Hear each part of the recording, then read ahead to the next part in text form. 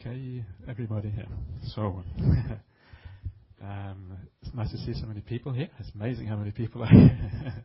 It's great because maybe it is difficult times in Singapore, and maybe that's why so many people are coming here. And that is, of course, also the topic of this evening's talk, is about difficult times and how to have a positive attitude. In fact, how to deal with difficult times. This is the topic for this evening's talk. And the first thing to notice when you think that you have very hard times in Singapore, and I know that things I've read in the newspapers that the economy in Singapore is not doing so well. But when you read in the paper, you also realize very quickly that Singapore is not in a unique situation. This is a global problem. This is something you see everywhere around the world. Excuse me. You see there are countries, lots of wealthy countries around the world are doing really, really badly economically. You see it everywhere. And of course, some of the countries which are worst hit because they are already poor are the poor countries. And I think I read a statistic somewhere that there's now 50 million people or something like that more who live on less than $1 a day around the world. Imagine living on $1 a day. Even if it is a cheap country and the things are not very expensive, $1 a day is an extraordinarily small amount. So there's poverty around the world, real poverty in a very bad kind of way. So this is the first thing to realize. It's not unique. This is something that you see everywhere.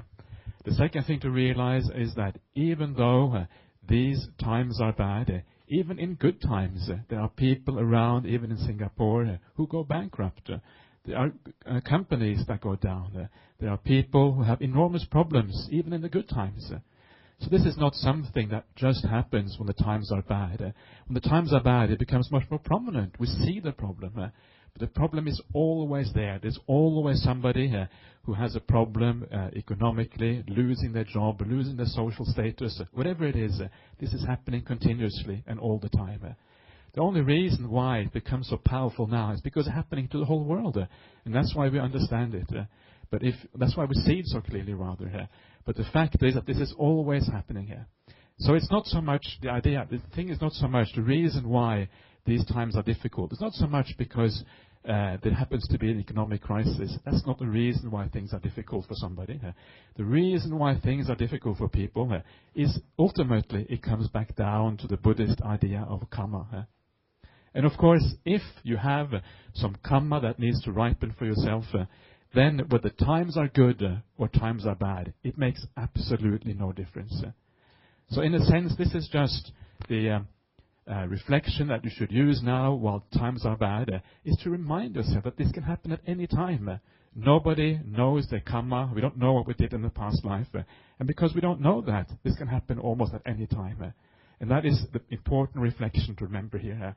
So this is like a wake-up call. It reminds us that this is a possibility in life almost at any time. So this is the starting point of your attitude, how you should deal with this kind of situation. Why is it that things become so difficult when economic times are bad or anything else is bad? What is the cause? What is the root cause for this? And the root cause is always attachment in the mind. Because we are attached, that is why change, economic catastrophe, any other catastrophe, that's why it's so painful, because we have attachments there. Attachments mean we have a vested interest in things. We think that things have to be in a certain way. We hold on to that certain way for things to be. And because we hold on to that way for certain things to be, when they change, it becomes painful for us. Why do we attach in the first place? Why do human beings have these attachments? And the reason why we attach as human beings is because we think that somewhere, some of these things are going to make us happy. We attach to a partner in life because we think a partner is going to make us happy. We attach to the house that we build or the apartment that we have because we see a certain amount of happiness in this house, this apartment. And it's because we rely on these things to give ourselves happiness. That's why we attach to them. And of course, then when change comes, it destroys our partnership. It breaks up our marriage. We have to sell our house. We lose our job. We lose our social status. Whatever it is, it feels painful because we have a vested interest. We think this is going to give us happiness. And that is why it is difficult. So this is the problem with this Buddhist idea of impermanence. that it goes against our attachments. It goes against the way we want things to be in the world. And that is why it is so difficult. So that is like just a small introduction for you, what this talk essentially is going to be about. First of all, I want to talk a little bit about this idea, Buddhist idea of impermanence, because what lies behind this whole problem that we're seeing today in Singapore, around the world, is precisely the idea of impermanence.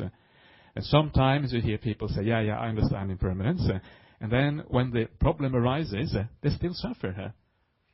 How come you understand impermanence and you still suffer afterwards? And I remember a couple of years ago I went to Indonesia, and they had recently had some floods in Indonesia, and people were in great strife, much more strife than people are in a wealthy country like Singapore usually, or anywhere in the Western world for that matter. And people these are just, subsistence farmers in Indonesia. They have a little paddy field, they live on that, maybe they sell a little bit if they have some extra. And they had some storms and some great floods. It wiped out everything they had. And in Indonesia, for a rice farmer, if you wipes out everything you have, then you haven't got anything to eat. So it's a terrible situation. And I was there to give a talk, and I'm not sure how much they understood because the talk was translated into Indonesian. So I'm not sure how much actually came across. But I said, well, this is a matter of impermanence. This is what you can expect in life sometimes. Things go up, things go down. You never know what's going to happen next. This is a very complicated situation. And somebody in the crowd said, yeah, I understand all this about impermanence. How come I'm still suffering? And I said, you haven't understood impermanence. That's why you're suffering. The truth of impermanence is very profound. It's not something you can just read in a Buddhist book and say, yes, I understand this. It's not an intellectual type of understanding. It's a deep, profound kind of understanding which you only can really understand by reflecting on it again and again and again, time after time, year after year, month after month. And then when you do that, together with all your other Buddhist practice, that is when it starts to sink in. That's when you start to understand what this impermanence is really about. It's not a superficial thing. It's a profound thing. It's something to do with insight and real understanding.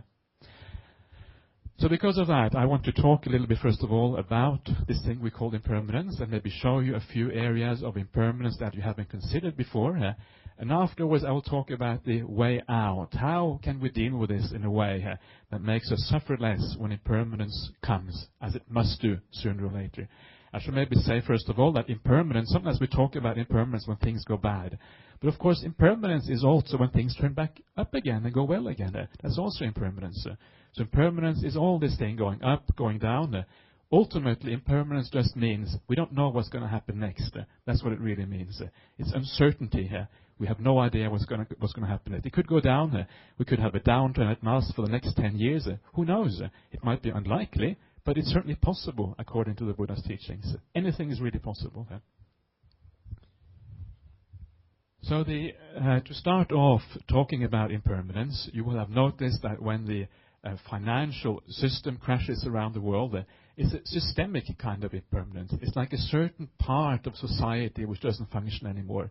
The financial system collapses, and that system of finance doesn't work properly anymore. And you will see that this is true of many of the systems that we have in our society. Many of the systems are impermanent. We often don't even reflect on that. Take, for example, the healthcare system. I'm not really familiar with how things are in Singapore so much, but I know how they are in Australia because that's where I've been living for the past 15 years. And you read the paper and people are complaining about the health system. The queues are too long, they don't get the operation at the right time, the doctors are doing a bad job, there isn't enough money for the health system, etc. Always complaining about it, always something wrong. But the point is that we have to remember that all of these human-created systems, the people in them, the administration, the way it runs, they are all impermanent. They are not going to be solid things. They cannot last forever. They are impermanent because there's all kinds of pressures that work on these kind of systems. All kind of things which always means that they will have to change with the times. They will have to be done differently from what they've been done before. So the systems that we create in our society are impermanent. And so the right reflection then, when you see that, for example, I don't know if it happens in Singapore, if people complain about the health care system here. I'm sure they do. I think it happens everywhere. But the right way, if something goes wrong in the health system, is not to complain. is not to try to find a scapegoat, try to find somebody who has done something wrong. When you read the papers, they're always trying to find somebody to blame. I think that's human nature, or to find some kind of scapegoat for the problem. But that is the wrong way around it. Why is it the wrong way? It's the wrong way because it is the nature of the healthcare system to break down sometimes. It's the nature of a system not to work properly. This is just the way it is. It could be human error. It doesn't have to be human error. It could be some other error. So there's no point in trying to blame somebody and trying to find some scapegoat for the system. The right way, rather, to approach a systemic breakdown, wherever it is to ask ourselves, well, why is there a problem? And then search for the problem with a cool mind, without getting upset and angry at the government or at individuals or whatever. And then when you find the problem with a cool mind, then, of course, you are in the best possible position to rectify it. And this goes for all the problems in life. If something doesn't work, keep cool, keep easy. Don't try to blame anybody. Instead, just search for the problem in a cool way, and then you can solve it in the best possible way. This is the right way. Sometimes when I see the newspapers complaining about this and that and the other, I think this is not the right way. This doesn't make any sense. Stop complaining. Instead, try to find a solution to these problems. And then maybe we can move forward. And you will find the same thing, not only in of course, the healthcare system. You find all kinds of systems in society have the same problem. You find the educational system sometimes doesn't work properly. People don't get the education that they are entitled to or they should have to bring society forward. Again, don't get upset and angry if it doesn't work. Instead, be creative, try to find the solution to the problem, and then we can actually move forward. So this is a systemic problem. Take also the political system, for example. There's so much complaint about politics, I think almost any country you go. But remember that political systems, whether it is... Okay. Yeah, this is another sign of impermanence. A nice kind of call comes to you. Sometimes impermanence is good. So that's very kind of you. And there is so much complaint about politics around the world. Wherever you go, you find people complaining about politicians, complaining about people being corrupt, not doing the right thing. But remember that our political system is also inherently unstable. It's always changing. We may think that democracy is a wonderful thing and it's sort of the way forward in the world. But democracy itself is changing all the time. When I look at the way things are done, for example, in the United States or around the world, you can see how they have to refine and change the laws all the time to do things differently, because the system as it is crumbling right there and then. They have to have, in the U.S. a couple of years ago, they had this thing they called campaign finance reform, because there was too much money in the system, and the money in the system was corrupting democracy. So they had to change the money in the system. Less money to be given by corporations to politicians, etc. So again, we shouldn't be too surprised if the democratic system eventually will sort of fade away because it doesn't work anymore. The interesting thing, actually, when it comes to government, if you look at the way, for example, the suttas, the word of the Buddha, the way they talk about government, the ideal government in the suttas is not really, or not necessarily, a democratic system. In the suttas, they talk about something they call a world-ruling monarch, like an autocratic person who has full control over large areas of land. And when you have a world-ruling monarch who practices and lives according to the Dhamma, who does what is right, who follows the precepts, who is generous, who looks after his subjects, look after the people in the land, then that, according to Buddhism, is the ideal kind of government. Because, of course, if you have absolute power, if you are a good person, you can implement that goodness in a beautiful way. Probably much better than you can in a democracy, where you always have to horse trade, you always have to sort of find the lowest, a common denominator anyway, between the people. So again, it's interesting and fascinating to see how incredibly uncertain things are, and how they always crumble, how they're always subject to falling away, to impermanence, and all these kind of things. Another thing which has occurred to me is also impermanent, which also is very important, and people often don't think about. Our ideas, the way we look at the world, the way our political opinions, our opinions about what is good and bad, our religious ideas, these things are also impermanent. And of course, often we argue about politics, or we argue about who is right and wrong in a particular case, who is the good guy and who is the bad guy here. We always argue about these things. But remind yourself that your opinions will change. What you think is the right political solution today, next year you might think is the wrong political solution. And it's the same thing for religion. You might think that you have a very clear idea of what ethics and morality is in the Buddhist system, but maybe you haven't got such a clear idea. Maybe next year you will have new ideas about how ethics and morality works in Buddhism. And because your ideas are so changing, they're always different, they always go from one thing to something else. Because of that, when you have a discussion with somebody, be more open-minded. Don't be so strong in your personal opinions. Accept that maybe next year you will have the opinion that the other person has. Maybe you won't. Maybe the other person will have the opinion you have next year. And reflect on that impermanence of the mind, the impermanence of our ideas, the impermanence of how we actually look at the world. Take generation clashes, for example. Often parents will argue with children, children will argue with parents. And this is often because we have grown up in different societies. We look at the world in different ways, so we have different ideas. Because we have different ideas, we think differently. But when your children grow up, they might change. They might look at things differently. And then, of course, that problem will be solved.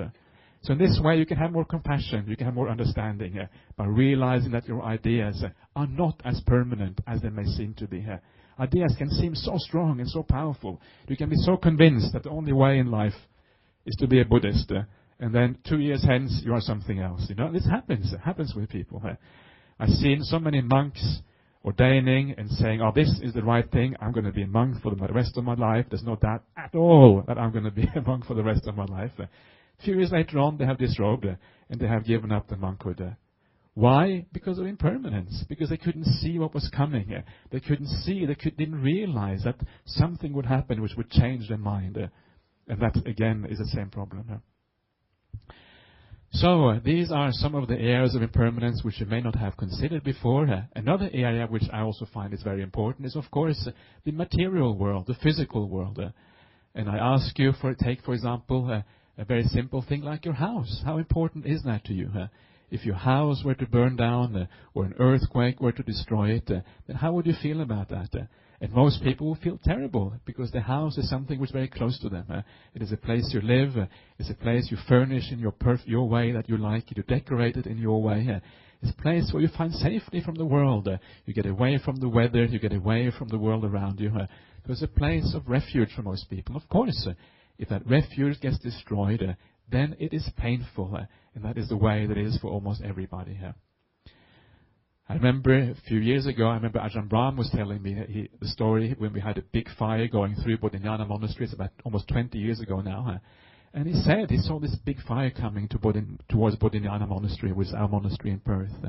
Enormous big fire jumping from tree to tree, burning practically everything in its path. And he thought, this is surely the end of Bodhinyana Monastery. It will all burn down. There will be nothing left of the monastery. And he said right there and then, he just let go of the entire thing here. And he said, if there would be any problem at all, if the whole thing burned down, he'd be perfectly happy here. And you have to consider that he had spent all his time in the preceding 8 years building this monastery here. Practically all this time building it up. And he was able to let go there on the spot. That is quite a powerful example for us. This is the ideal way of behaving when disaster looms. We can let go right there and then. And of course, our attachments are also to all kinds of material things. The way, very often, one of the nice ways of deciding, well, what is your strongest attachment in the world? Put all your worldly belongings into one place. And then imagine, or put it into your house, and then set fire. Imagine in your mind that you're setting fire to your house. What is the first thing you would run into the house to get? Now that is where your strongest attachment is. That is a nice way of figuring out your attachments. One way that I used to think of attachments as well at Bodhinyana Monastery, as it was said in the introduction here, I've been part of quite a bit of the building work. Sometimes it's a bit exaggerated, these introductions. I've been part of some of the building work, certainly not everything. Ajahn Brahm has done much, much more than I ever have. But anyway, sometimes when I build these little huts that we have in the monastery here, Sometimes I get a bit obsessed with building the hut. We've got to get this ready by a certain time. We've got to be perfect, got to be this way, and got to be that way. And sometimes I feel my mind isn't as peaceful about this building's work as it should be. I shouldn't be rushing around. I shouldn't be going too fast. There are more things in a monk's life that are more important than building a hut. That is being peaceful, for example. So I remind myself that this thing that I'm building here right now, it is impermanent. And then I start looking at the hut, and sure enough, as soon as you put up one brick, as soon as you put up something, something else already starts to crumble. It's amazing how quickly it starts to crumble, almost straight away as you build it up. And then I start looking at the old huts in the monastery, and I see that the old huts, some of the bricks are starting to come off in the corners, a little bit of rust you find on the roofing section, the gutters aren't straight anymore, and you can see how things are collapsing so fast. And then the very oldest huts in the monastery, they've already been demolished because the standard wasn't high enough. They're already gone away. Impermanence again. And then I reflect, well, what will it be like in 100 years' time from now? In 200 years' time from now? And of course, slowly but surely, those huts are going to be more and more derelict. They're going to look worse and worse until the point comes, I don't know when, 300 years' time, 400 years' time. This is a very hopeful estimate. Maybe I'm being in denial myself here. But at some stage, the time will come when these huts are no longer inhabitable. You can't live there anymore. And then the monastery will no longer be a monastery. It will just be a pile of ruins, old huts, old meditation halls sitting in the forest in Australia. And eventually it will crumble more and more until one day, maybe 1,000 years, maybe 2,000 years, I don't know how long it's going to take, all is going to be left there, are little piles in the forest. On those piles will be trees growing, there will be grass growing, kangaroos grazing. And if you dig a little bit into those piles, you will see there's some rubble under there. There's old bricks sitting in that rubble. And eventually, of course, there will barely be a sign of the monastery at all. And then one day an archaeologist will come and they will dig into the pile and they will say, wow, look at this. This is interesting, isn't it? There was something here 3,000 years ago. We have no idea what it was, but there was something here. Maybe it was a Christian monastery or something. And at that point, even the idea of Buddhism will have disappeared. People won't even know that it was a Buddhist monastery anymore. You can see how impermanent it is. Incredibly impermanent. It's sad in a sense. There's a thriving monastery there now, and that monastery will be completely gone. Even the memory will be gone. Even the idea of Buddhism will be gone. And that is how impermanent it will be. And this is a sign of the impermanence in our lives. How things get washed away by this wave of impermanence rolling over the world at all the times. So these are just some ideas for you to reflect on, because it's very important to reflect on this thing that we call impermanence. And this brings me to the second part of the talk, because now I've given you some ideas. How do we actually deal with this? What is the best way? What are some strategies of coming to terms with this thing that we call impermanence? And the first thing that you have to realize is that the Buddha said in many, many places in the suttas that it's important to reflect on this thing we call impermanence. It's not something which we should take for granted or something which we just know, yes, it's the Buddha's teaching. We should regularly reflect on this truth. This is the first thing to understand, because when you reflect on this regularly, what happens? Your attachments become a little bit less. There's no magic thing that you will let go of all your attachments straight away. This robe refuses to be attached to me, that's for sure. So there's no chance that you will get rid of those attachments all straight away, definitely. But it's a gradual thing, and as you think about this, you will become less and less attached. And as you become less attached, you will feel more free. You will feel more happy. You will have a much better life because of that reduction in attachment. So then, the first reflection then is the kind of reflection that I've been talking about now. Thinking about impermanence, thinking about the various guises it takes, the various ways it comes, how society always, everything around us is basically impermanent. How the body is impermanent, how we age. When we look ourselves in the mirror, we're not so happy as we were a year ago because there's more wrinkles there, we're a little bit fatter than we were before, and all these kind of things. Things are just basically impermanent. And the more you can understand and reflect in this way, the more you are going, as I said, to have less attachments to things. How does this work? Because when you see that things are impermanent, you see the disadvantage in the worldly things. You see the danger in these worldly things. You know that you have an attachment, because you can see that if it disappears, it will hurt you, you will feel bad, because you know you have an attachment, and because you know the law of impermanence of things, you know that there is a danger there. There's a potential for being hurt. There's a potential for you to suffer in the future. So then, because you see that danger, as you contemplate impermanence, your grip releases all by itself. You don't have to be particularly, there's no wisdom really beyond that. This is the wisdom itself. The grip will release all by itself. And this is one of those fundamental parts of the understanding what Buddhism is all about. Very often you might go on a meditation retreat with somebody, and very often you hear the question is often, how do I let go? Everybody says you must let go of everything. You can't hold on to things. That's the only way to get into deep meditation. But how do I let go? And very often people haven't got a clue how. They just get told, you must let go. And what you have to do, and this is the answer to this question, how you let go. And this explained in the suttas, is called the adinava sanya, the perception of danger in things. When you see that something is dangerous, when you see that something is liable to give you suffering, when you understand that, the deeper you understand that, the more easily you can let go of that thing. And that is the answer to how we let go of things. Understanding the danger in things. Understanding the potential that things have to give us suffering in the future. That is the answer. So the more deeply you understand the danger in the world around you, in all these external things, the more easy it will be for you to let go of those things. That is how it works. It's really quite straightforward. I think if you think about it, it makes quite good psychological sense. There's nothing hocus pocus in this. There's nothing you have to believe which is magic or anything like that. It's just natural way of how the mind works in the world. I'm sure any psychologist might tell you the same.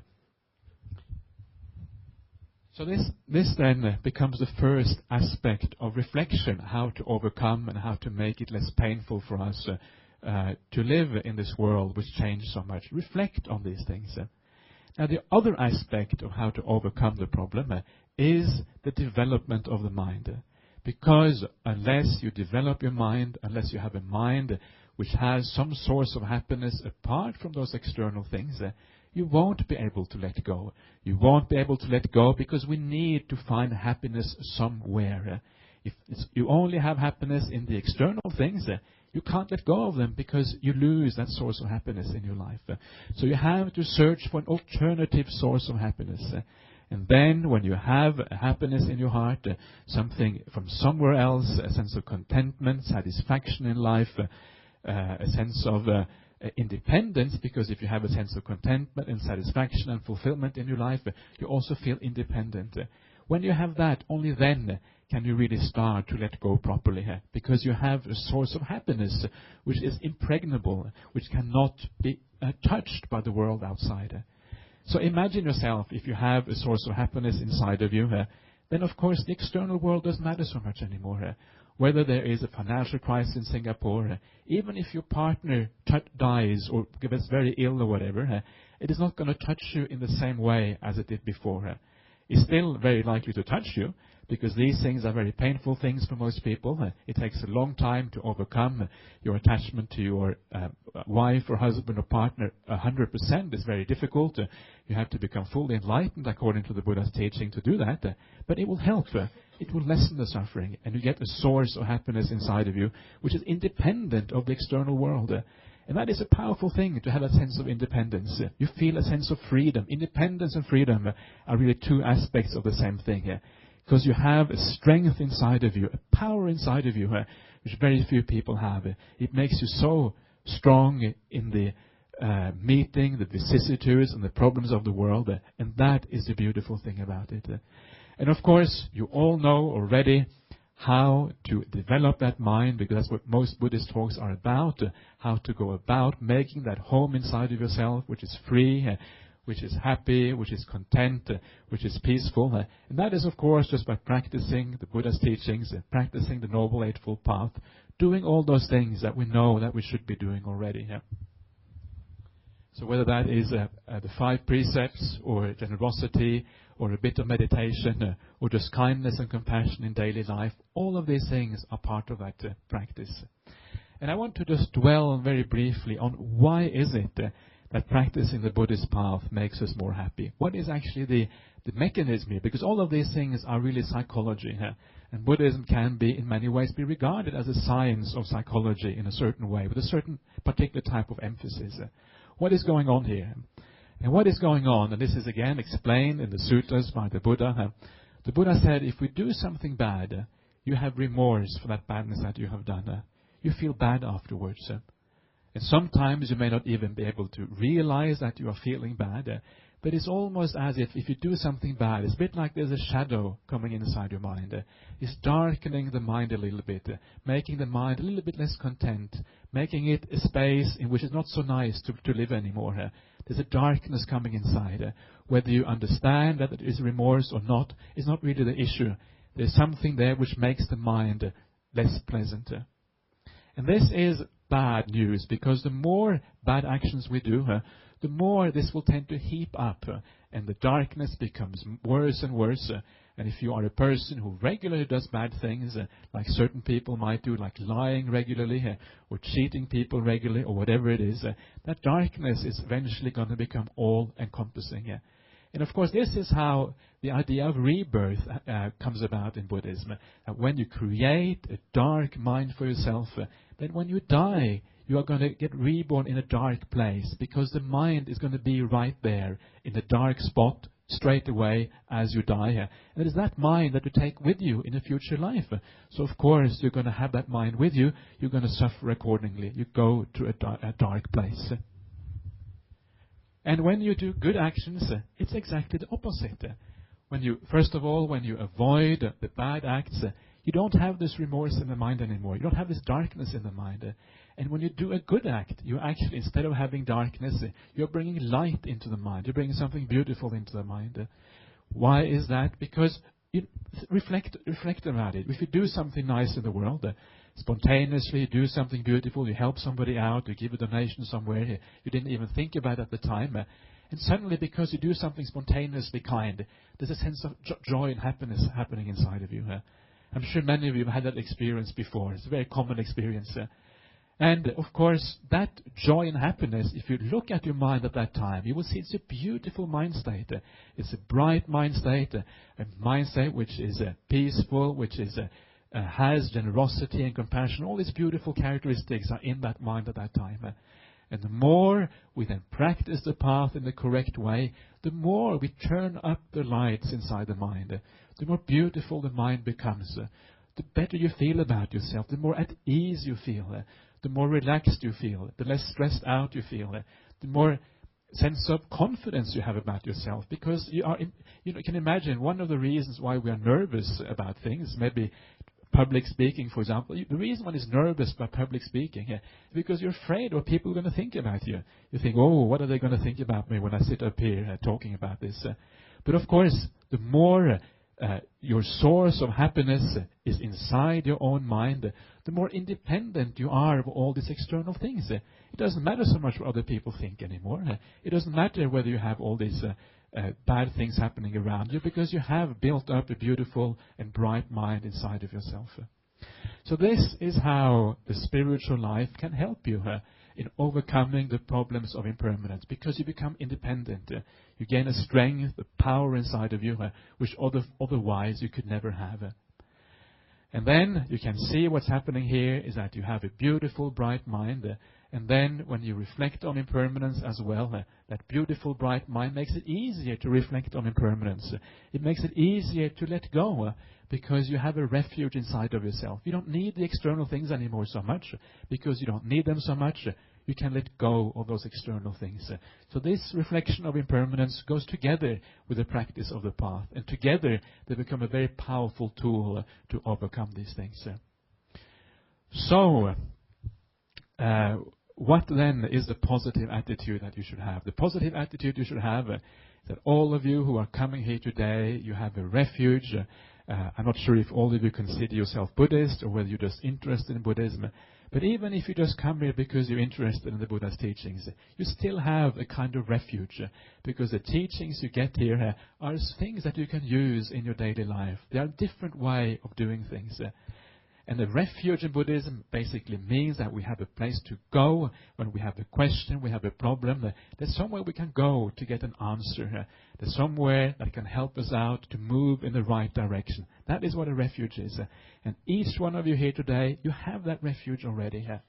And those of you who are Buddhists, who maybe practice the 5 precepts, been doing meditation for a long time, you have even more than a refuge. You have something additional. Because already, if you do these things already, the impact of the financial crisis as it is now is going to be much less for you than it is going to be for those people who are not practicing in this way. You already have a great advantage in the fact that you have practiced for so long. It may not be easy to see, but if you imagine yourself, the person you are now compared to the person you were before, I think you will probably realize that you have more resistance towards these external shocks, because you have something inside of yourself which can actually meet with those things.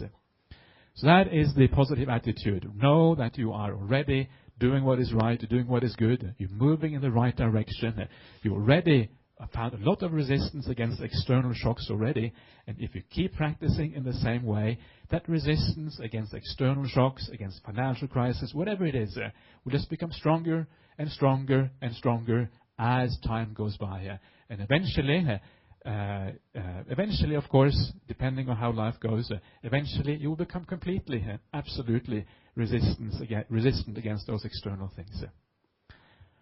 So, that is my talk this evening here.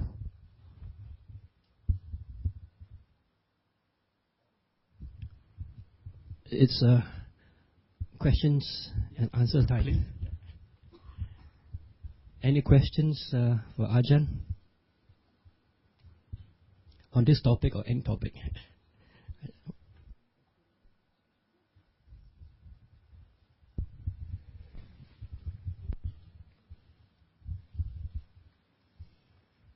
Good evening, Ajahn.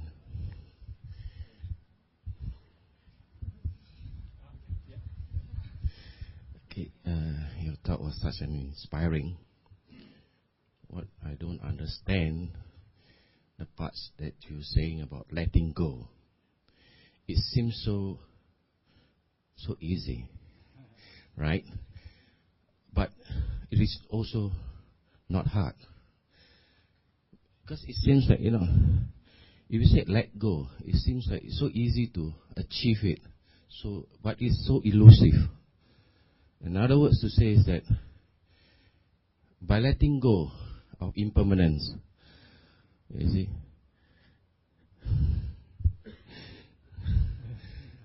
the part which I don't understand, you see, sometimes we do something which is superficial.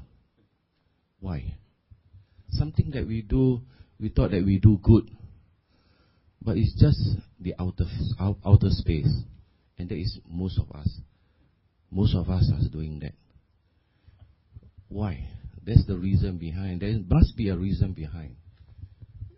You're asking why is it that we do superficial things and it doesn't go to the heart? Is that what you're asking? Or yeah, if you say that impermanence, right? You are saying that everything is impermanent, right? But if you are doing it with the heart, right? Like suppose I want to help somebody, I help without condition, right? So that is not impermanence, right? But yeah. What do you mean by impermanence, like letting go?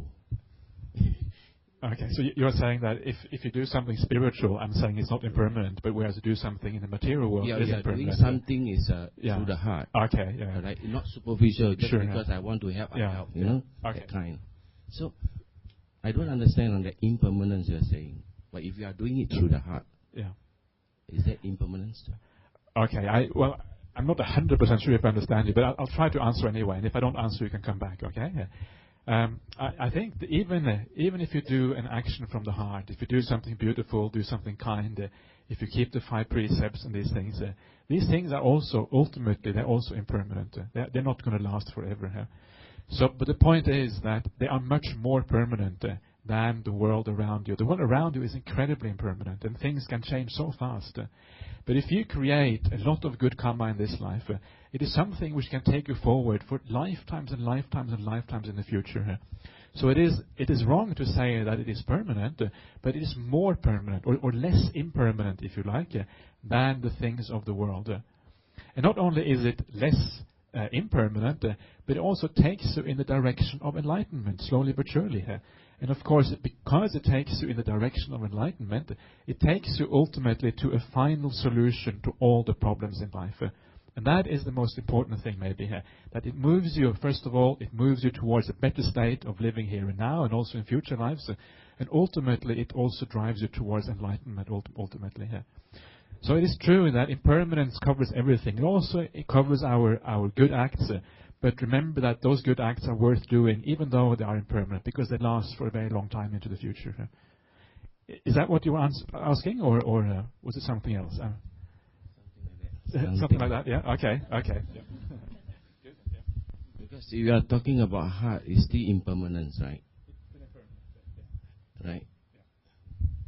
Thanks.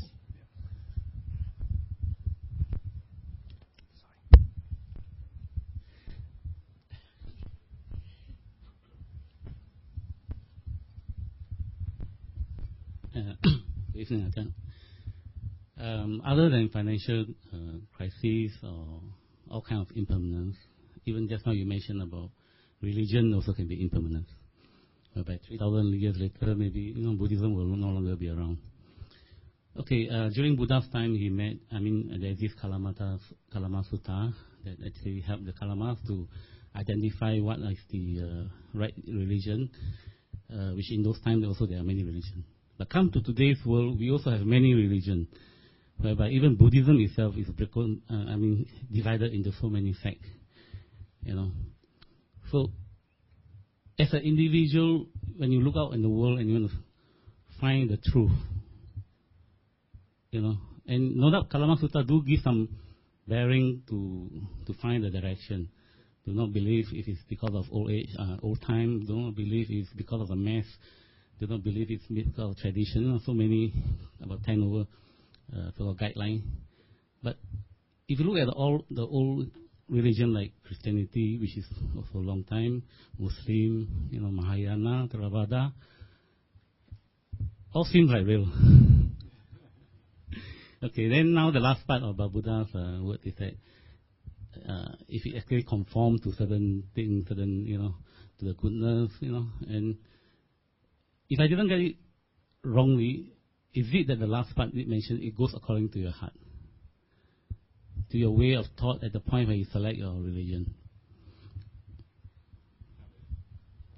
There's many things about the Kalama Sutta, but the first thing to understand about the Kalama Sutta, it was given to somebody or a group of people who didn't know anything much about Buddhism at all. They were just ignorant about what was going on. And because they were very ignorant, it was a very simple teaching.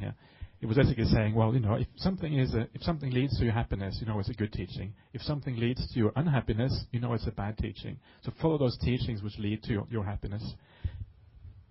And that is a general, it is still a general valid point. If something leads towards your happiness, then it is a good thing here. And the thing to do is to look at all these religions. I don't agree that they're all the same. I far from it. I think they're very, very different, these religions. And it's actually quite important to investigate, well, which ones of these give you something which is acceptable, something which you can fully, with your hand on your heart, really believe is teaching you the truth. And I think that is where we have to investigate. And then you will understand whether something can actually, is the right thing to do or not. And one of the ways of investigating that, which I have, obviously you have to hear different teachings, is to understand what the Buddha taught. And when I read the teachings of the Buddha, I find it so beautiful. It is so meaningful. It makes such good sense. It is just an ordinary psychology, which just fits with modern view of psychology, fits with the modern way the universe works, it's sensible teachings. These are not some airy-fairy, pie-in-the-sky kind of thing. It actually works. It actually makes sense. And this is the kind of thing. You have to use your rational mind when we evaluate religions. We can't have this thing where we put our rational mind to one side and pretend that we're just going to make a commitment based on the heart, what feels right. You have to investigate these things. And then when you come to a rational decision that this is right, then you know that it's going to be much more solid than just an emotional reaction to something. And one of the things which I've always been found very good in Buddhism is that you don't have to choose, for example, between science and Buddhism. You can actually believe in both science and Buddhism at the same time. It's not one or the other, it's both. And for me, that is the only acceptable way things can be, because science is a search for truth. It's a search for reality. You can't just reject those scientific truths just because it doesn't fit your belief system. That becomes silly, in my opinion. And as a Buddhist, I feel confident that as long as Buddhism conforms with a scientific outlook, I can be a Buddhist. I can be proud of being a Buddhist.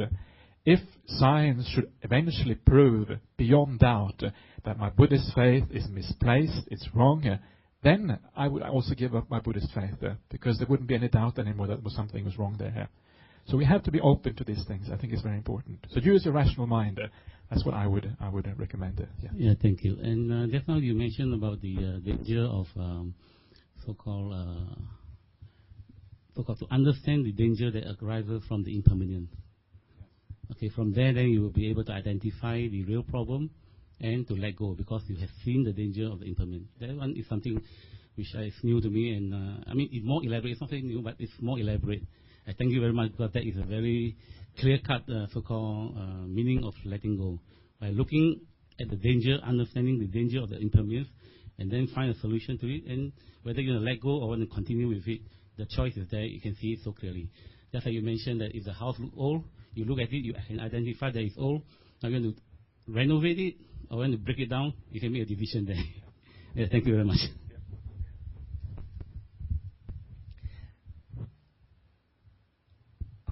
Challenge.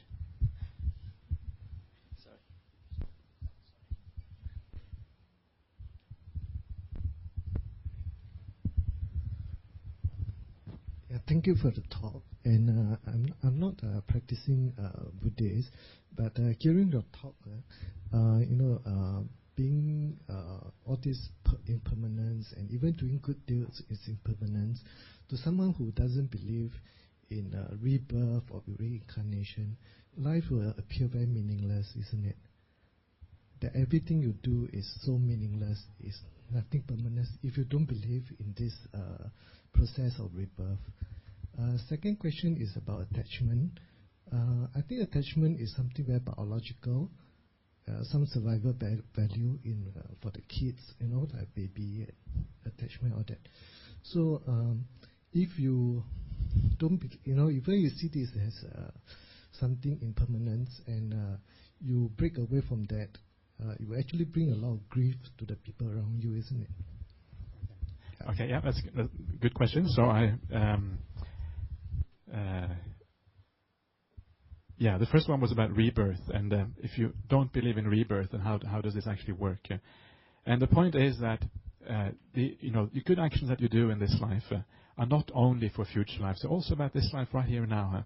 And that's why I was mentioning, if you do something good spontaneously, you feel something in your heart. There's a beautiful feeling in the heart, and you can actually build up a bright mind right here in this life.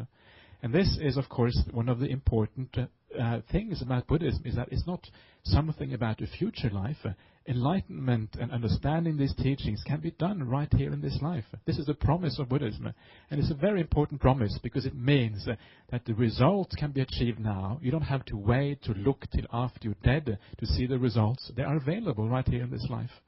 And they are available also in much smaller measure, in the sense that if you practice rightly, if you are kind, if you are compassionate, you will see it has an effect on yourself. Of course, it also has effect on people around you, because if you're kind, it affects others. There's a beautiful kind of duality here. If you do something good, and this is one of the ways that I like to define a spiritual act, a real true spiritual act is something which is good for you, but it's also good for others. If it's good for both, then you know it's a spiritual act. One which is only good for one of them is not a real spiritual act. So it's not really the case that the happiness that you do in this life only has to do with future lives. It also has very much to do with how you develop the mind in this particular life. In fact, the only way why you can have a good rebirth according to Buddhism is precisely because you develop your mind in this life. Because the mind state that you have when you die, that is essentially the mind that you're taking with you into your future life. And that's why you can have a good future life. So in a sense, there is a very close correlation there in Buddhism between the mind that you have now and the one that you will take with you into the future existence. This is not a kind of random thing at all. So that is the first question. You can come back to me on that one if you like. The other one is about attachment. You're saying that attachments, they perform a biological function. You have to look after your children, etc., and you can't just abandon them. And that is true. But the thing is that usually we have too much attachments. It's not that we have too little. And the problem is that even if you were a long way on the path, you wouldn't give up your children just because of that. Because there's always enough attachment left. And even if there isn't any attachment, you still have a sense of responsibility towards those children. You still feel, well, I must look after them because they're my kids. People don't become irresponsible just because they practice this path. They still have a sense of responsibility there. The point rather is that the less attachment you have for your children, the less stupid things you do in bringing them up and helping them out. Because if you have a mind which is clear, which is free of desire, free of anger, free of attachment, your mind is much more clear. You can see more clearly what actually is the benefit of those children, rather than you could otherwise. So it actually is a tremendous benefit to have less attachments. The less attachment you have towards anybody, the more powerful and the better that relationship is going to be to that person, whoever it is, whether it's a family member, whether it's a friend, whoever it is going to be more powerful. And maybe I should give an example, because this is, I think, is an important point to understand why it is that the mind is more clear if we have no attachments. If you have attachments, you tend to also have desires and anger. Now, if we are angry, you know what it's like. If you're angry sometimes, you think that you should say something, you should think that you should do something, which otherwise you might not do. At the time when you're angry, it seems right. I have to say this to this person, even though it might not be a nice thing to say, because you think it would be, they deserve, they should hear this, they have to hear this, etc., etc. And then afterwards, when your anger has passed and you're feeling okay again, you have regret saying that thing or doing that thing, because you realize afterwards that it was a mistake to say that thing at the time. I think this is quite a common experience among human beings. And the reason why you said the wrong thing when you were angry was because at that time it seemed right, but your mind was distorted by anger. Once the anger is over, the distortion is gone, you see things as it actually is, you wouldn't do it anymore. And this is exactly the same thing with attachment in life. The mind is distorted, and because of that, you cannot see always clearly what is in the best interest of the person who you're with at the time. Okay?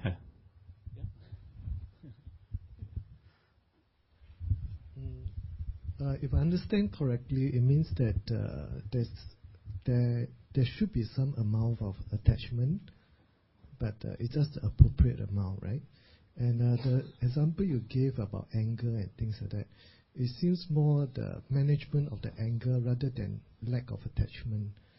If you're talking in terms of a relationship, I see them as two different things. As attachment is that the bond, and if something happened that you dislike, cause you angry, that is your value system.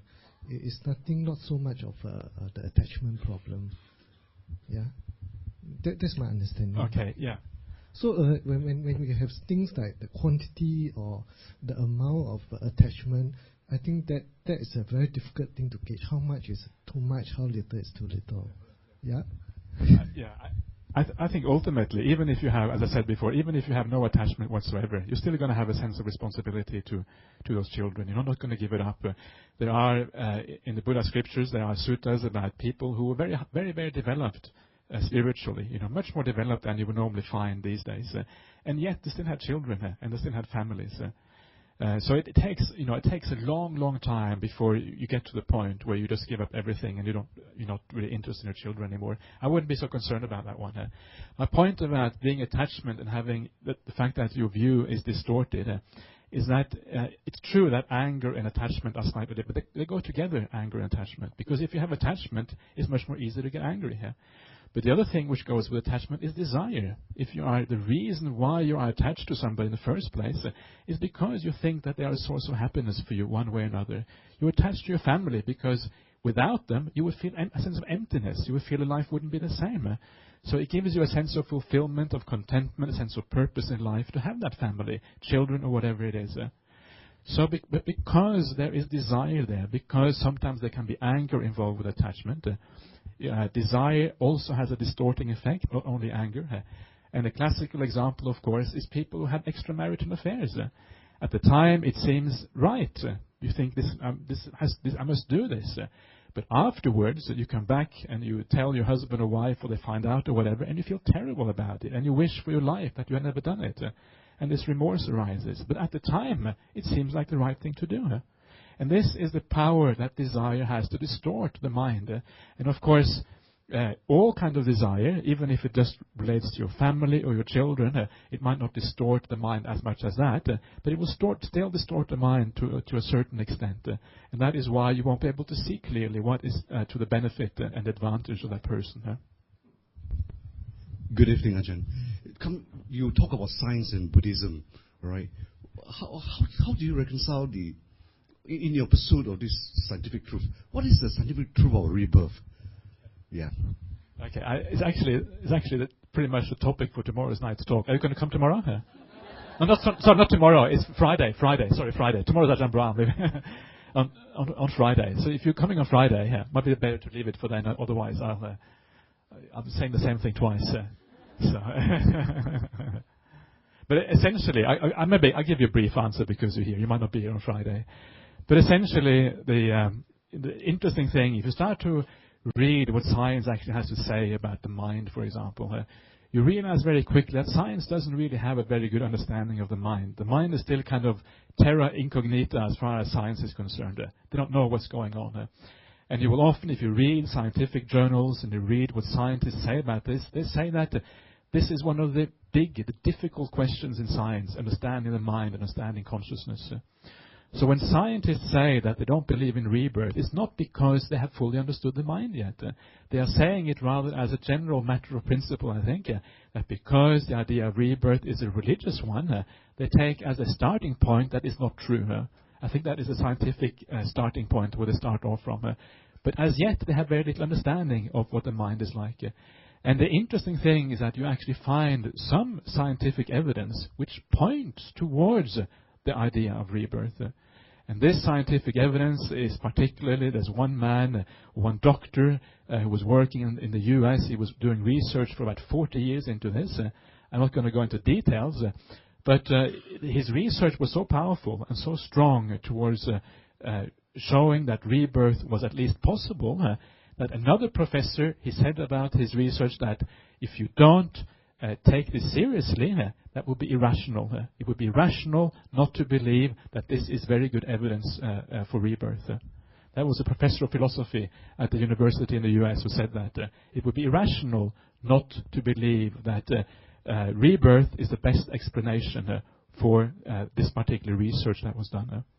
So this is just my perspective on this. I mean, obviously because I'm a monk, I'm interested in these kind of questions myself.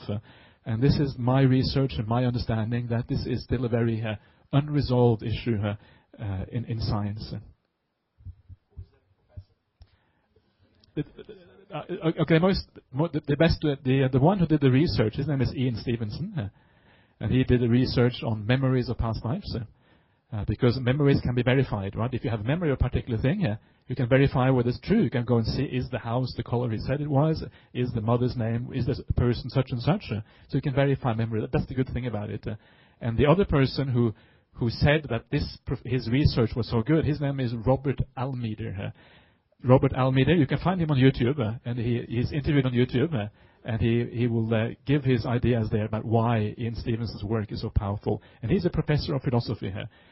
So that makes it quite interesting here.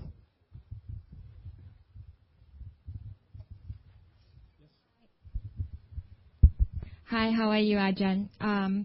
Just want to ask a question. I mean, with in terms of our daily interactions with people, I have this internal struggle between being assertive versus learning to let go. Because, when you learn to let go, means you let it pass. But, in day-to-day interactions, things are not as easy as it seems to be. And if you don't be assertive, then things would also not work well.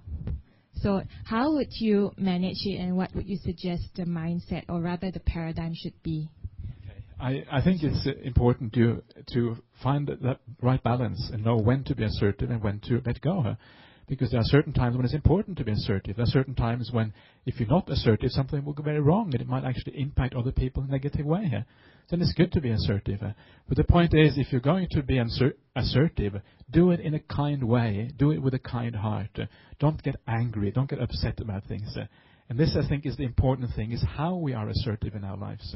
It's amazing how assertive you can be and still come from kindness. Because you can still be very firm, in a sense. You will see some of these famous Ajahns who are supposed to be enlightened in Thailand. They can be extremely strong personalities, very, very powerful personalities, almost fierce, you would say. And you will be taken aback. They will blow you backwards, and you would never argue with them, I can assure you. Whatever they said, that was it. And it's the same way, and many of these wouldn't have much anger in them. Some of them might be completely enlightened even. It's the same thing with you. You can be assertive, but try to do it without being angry, without being upset, without having desires. Do it out of because you understand that this is the best for everybody, this solution. And there are other times when you realize that, well, it doesn't really matter so much, who cares who is right in this particular case, and you can just let it go and not worry about it. So, but this is your decision. You have to know when it's important and when it isn't. Yeah, I have another question, is that it's tough being positive, practicing positive psychology in like tough times, because at the end of the day, it really depends on an individual's resilience. And what would you advise that, what kind of mindset should we take? Because if, you're facing a tough time and you're looking in terms of positive psychology and everything, but, they come to be a dead end, and you don't know, there's a negative spiral thing going, what would you do? There's many things you can do. First thing, and this was one of the reasons for the talk tonight as well, is to remind yourself that you have something else in life. You have a spiritual path. And in the long run, this is going to make you much more happy, give you much more contentment than anything the world can do. So just that reminder that you are already on the way to something better, something worthwhile in your life, that is often enough to take the worst of the edge away. That is important. Another thing which you can do, and which I should maybe have mentioned, which I didn't mention in my talk, is that when you have a crisis like this, it's an enormously good opportunity to develop compassion. Because so many people around you are suffering, having a hard time, maybe losing their jobs, reduction in salaries, maybe they have to sell their houses, all kind of terrible things happening around you. It's a chance for compassion, because everybody is suffering. Everybody pretty much is affected one way or another by this kind of crisis. And that compassion then becomes again a way of developing the spiritual path and focusing on others rather than focusing on yourself.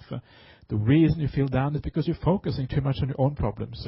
By focusing on somebody else instead, understanding and having understanding for them, you're developing compassion, you're developing your own mind, and you are feeling better also about yourself. And of course, ultimately, you want to include yourself as well into that compassion.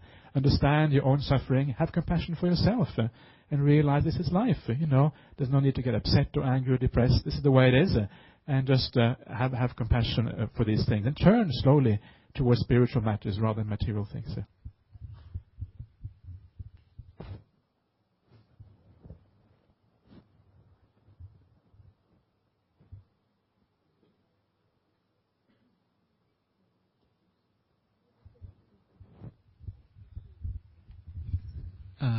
Good evening, Ajahn. I'd like to ask about attachment. How do we let go of attachment of our self-perception? Meaning to say, for example, a lot of people, they have a different perception of themselves, like I'm such and such and such. But this kind of attachment is not really very obvious to each one of us because we cannot really see how we perceive ourselves. So sometimes when we do things wrong, then only we start to realize that this is our perception. How do we let go of this attachment? I think this is a very deep-seated attachment. It's very profound. And in fact, if you look at the Buddha's teaching as a whole, and you realize this is actually one of the things that we're supposed to uncover as part of the Buddha's teachings. This idea, this identity with our mind and with our body and who we think we are and what we are, our perception of ourselves. This is what makes Buddhism basically. The idea that we have to let go of this kind of thing here. So I would, the important thing at the outset of the path is just try to be honest with yourself, who you are as a person. Try to see where your weaknesses are, where your strengths are. Build on the strengths and try to avoid the weaknesses in the future. And build up the spiritual path from that point. That is more important. Don't try too hard to analyze yourself and figure out who you really are and who you're not and what is part of you and what isn't part of you. Because ultimately what you will find is everything, all of this stuff, there's nothing in there which is really you anyway. You're just this bundle of conditioned phenomena according to Buddhism. That's pretty hard to grasp. And because it is so hard to grasp, I wouldn't get so much into that. Understand the philosophy by all means, understand how it works, but the actual full penetration of that kind of thing, the full understanding of that, only happens as a very deep level of insight, and it comes quite late on the path.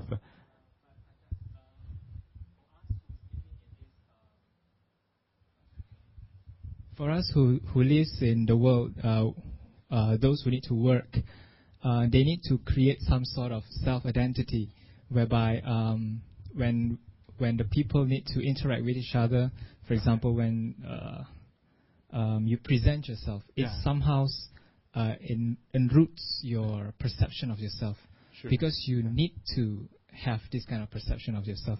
But end of the day, from Buddhism point of view, you need to uproot this kind of self-perception, which creates a lot of suffering. So it becomes like a contradicting point, whereby either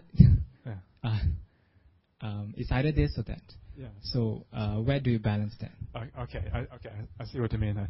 And this is actually another thing I could have brought up tonight, is that one of the reasons why people suffer so much in these hard economic times is because their sense of identity gets challenged. If you lose your job, if your salary goes down, if maybe you lose your house, you lose your partner, then other people start thinking, well, before he was such and such, he was important, now he's just an ordinary guy or whatever. And people lose their social position, and they lose a sense of identity of who they are. And that is very painful, and it's very difficult. And that is one of the reasons why a crisis like this can be very hard on people. And that's why often they commit suicide.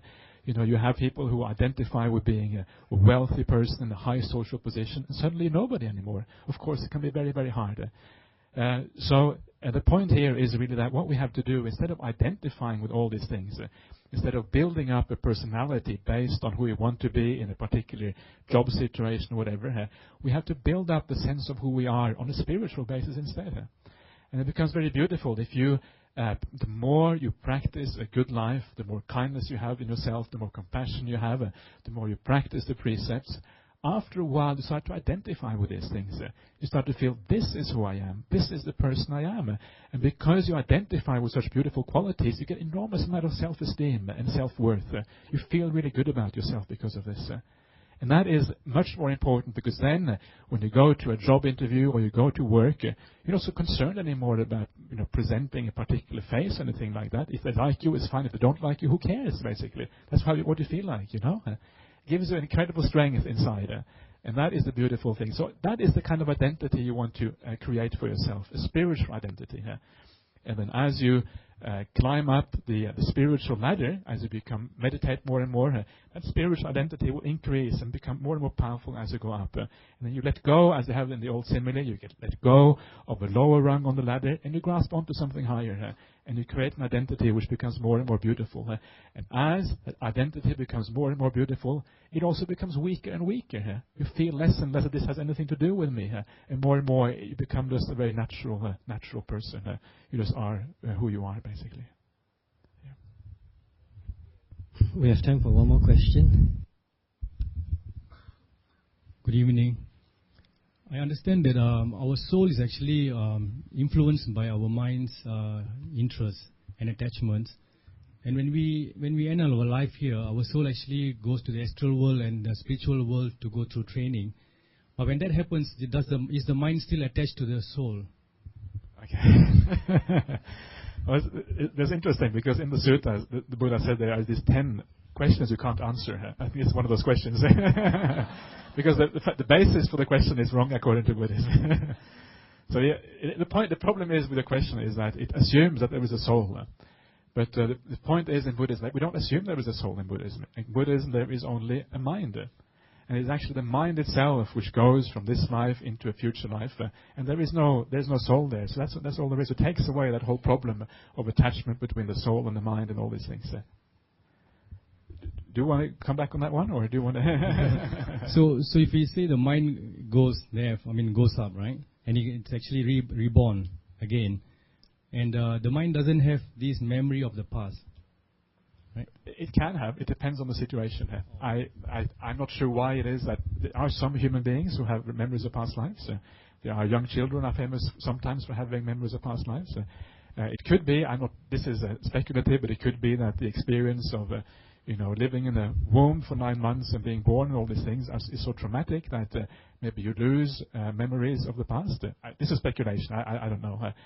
But there are certainly, according to Buddhism, there are other beings who are, live in different realms, and they do have memories of past lives. So it really depends on the circumstances. So, yeah.